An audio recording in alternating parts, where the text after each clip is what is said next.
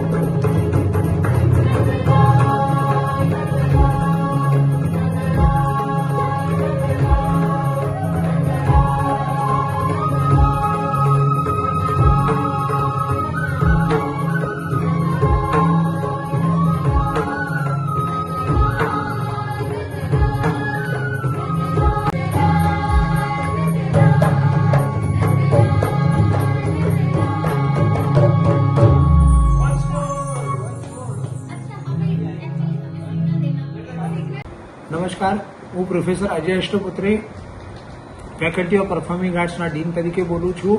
અમારા ફેકલ્ટીની અંતર્ગત આ ઓપન ઇયર થિયેટરમાં 15 વર્ષ પછી ફેકલ્ટીની એન્યુઅલ ડેની અમે લોકો ઉજવણી કરવા માટે જઈ રહ્યા છે, જેમાં 12મી તારીખે સાંજે 6 વાગે અને 13મી તારીખે સાંજે 6 વાગે અમે અમારા ફેકલ્ટીના દરેક ડિપાર્ટમેન્ટની પ્રસ્તુતિ કરવામાં આવશે. આપ વડોદરાવાસીઓને, રસિક શ્રોતાઓને, સંસ્કાર નગરીને મારું આગ્રહનું આ નિમંત્રણ છે કે આ પ્રોગ્રામ જોવા માટે આપ જરૂર પધારજો. નમસ્તે.